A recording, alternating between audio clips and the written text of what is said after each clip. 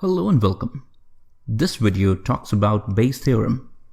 Bayes' theorem not only is one of the most interesting topics in probability which uses some of its core concepts, it also becomes an important topic when it comes to tests, exams, and at times interviews. People often find it tricky and at times confusing. But if you continue to watch this video till end, you would find that you can solve very complex problems with ease. Let's get started. Now this is clearly beyond tossing the coin and rolling the die. If you've studied basic probability, you would know what happens when you toss a coin, what happens when you roll a die, but there are concepts which could be tricky at times. And that's where your examiners or interviewers try to differentiate between a person who just has a superficial understanding of the subject versus a person who's really understood the core concepts. Now before we move any further, let's understand why probability becomes so important when it comes to data. Probabilities lead us to distributions. And distributions, if I were to give a simple analogy, are like the maps for your data. So imagine a journey without a map. If you're not in a familiar territory, how would you proceed without a map? It will become very difficult for you. If you're dealing with the data and if you've been able to trace a distribution for that data, your life becomes much easier and you gain a lot of confidence in what you're doing then. So it's the foundation and it's the building block of your entire study of a given data. One recommendation: if at this stage you're not very familiar with the basics of probability, you can watch our other videos on probability, and it should not collectively take more than 20-25 minutes of your time. But it'll ensure that you have the right foundation to go ahead with this video.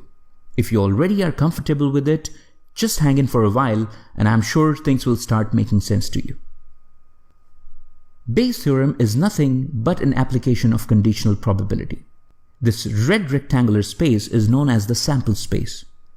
It is nothing but a collection of all possible outcomes of an experiment.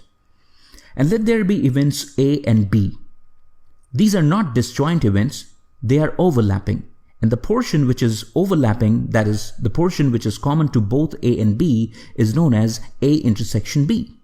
Now, if we were asked, what is the conditional probability of A given B, which is nothing but what is the probability of occurrence of A given that B has already occurred. Now to simplify this, whenever you are dealing with the conditional probability, assume that the entire sample space has shrunk to the event which has already occurred. So now our sample space becomes this event B because we are only dealing with that portion of sample space where B has happened. Now that we figured out that B has already happened, where do we find A in this portion? That is nothing but the intersection portion.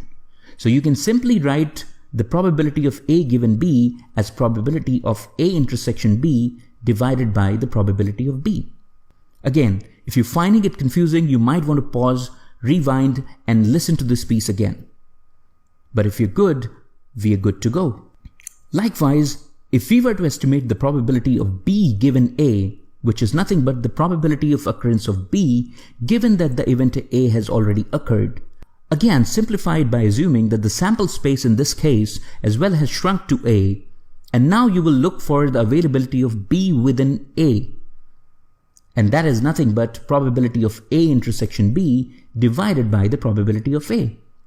If we slightly rearrange the denominators of these two equations, we arrive at this equation. Let's call it equation 1. Please make a note of it and refer back to it because we'll be needing it as we proceed. Now that we have arrived at a relationship between the two conditional probabilities, just one more rearrangement, shifting the probability of B from the left-hand side to the right-hand side, gives us equation 2. This is Bayes' theorem. Congratulations, we are almost halfway through. Let's spend a little more time and try to obtain a generalized case of Bayes' theorem. What you see on the screen now is a sample space which is nothing but a collection of three events A1, A2, and A3. And as you can see, these are mutually exclusive and collectively exhaustive. If that's a jargon, let me help you refresh. Mutually exclusive means that the occurrence of one event precludes or negates the possibility of the occurrence of other events. So like when you toss a coin, in a given toss you can either get a head or a tail. You cannot get a head and a tail both at the same time. And what is collectively exhaustive? Collectively exhaustive simply means that if you add up the probabilities of all these events, this will constitute the sample space. So if you add A1, A2 and A3 here, that will be the total rectangular space that you see. A1, A2 and A3 are also known as the prior probabilities. Now let's say there's another event B that occurs. And if you see, B has something in common with A1, A2 and A3. In fact, if we were to put it like this, the portion of B common with A1 is A1 intersection B, the portion of B common with A2 is A2 intersection B, and the portion of B which is common with A3 is A3 intersection B. But wait a second, if we add all these common portions, won't we arrive at B? Exactly. So probability of B is nothing but the probability of A1 intersection B plus A2 intersection B plus A3 intersection B. Now if you made a note of what we obtained in equation 1 on the previous slide, A1 intersection B can be written in this form, and so is the case with A2 and A3. So probability of B can be written in this combination. And if we were to generalize this equation in the form of an AI where I obtains values from 1 to n, it can be rewritten like this. Please note, sigma here is nothing but summation. So now we have a more generalized form of the same equation which can extend to n number of prior probabilities. It's time to put it all together. What we obtained in equation 2 was this. What we saw on the previous slide, which was equation 3, was this. If we put the value of probability of B from equation 3 into equation 2, that is in the denominator, this is what we obtain. And this is the generalized form of Bayes' theorem. But if you're finding it too heavy by now, you don't have to necessarily derive it every time that you have to solve a problem. Let's look at a problem and then let's see how this understanding helps us. So here's the problem. In order to manage the credit risk, a bank regularly rates each of its borrowers as A1 or A2 or A3 based on their credit history. A1 implies low risk and A3 implies highest risk. Risk means the chance that a borrower might fail to pay back the loan amount. Now this is the background of the problem.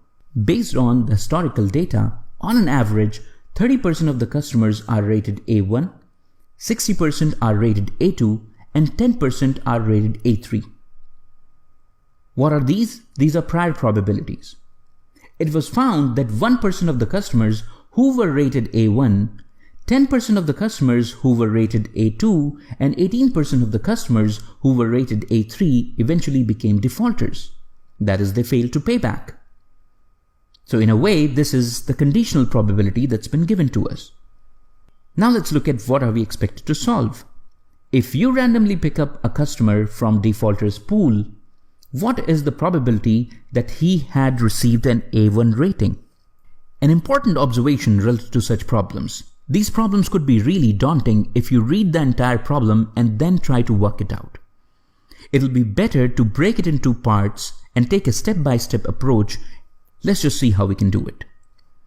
Step 1. What is being asked? Let's first be clear about what is being asked and let's make a note of it. This portion of the problem says, if you randomly pick up a customer from defaulters pool, what is the probability that he had received an A1 rating? And if we were to write, this is what is being asked. Given that we have made our choice from the defaulters pool, what is the probability that he had a rating A1? Interestingly, the moment you figure out what is being asked, you will find that the problem already contains a flip of it.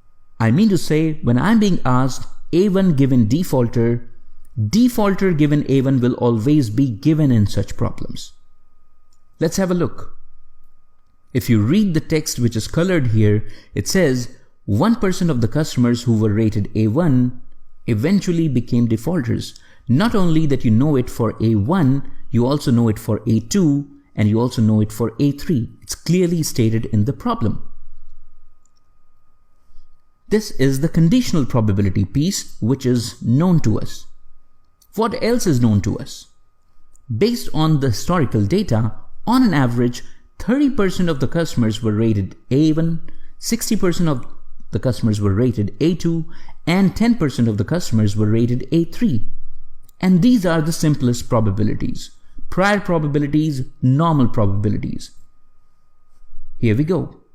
And notice that when you add these prior probabilities, they make up the complete sample space, which equals 1. Now, for a minute, let's go back to what we were doing when we were trying to derive Bayes' theorem. Did we not look at something like this? All we have changed here is that now the event B refers to defaulters. And we know the general form of Bayes' theorem. So all we are required to do, having noted down all the values that are available, is that put those values in the formula. Step 3 is just putting the values in the formula that we have already derived. What should be the numerator? This comes from equation 1, probabilities which are already given to us. What is the denominator? So it is nothing but the probability of being a defaulter. And in how many ways one could have become a defaulter is an intersection of defaulter with A1, 2, and A3. And finally, all we have to do is take a ratio of the numerator and denominator, and we arrive at 3.7%. Please note that we've discussed solving similar problems in our probability videos through a tabular approach. That's an easy approach, but somewhere that does not necessarily leverage onto the properties of Bayes' theorem. If you go back and try to put things together, it should be able to make more sense to you.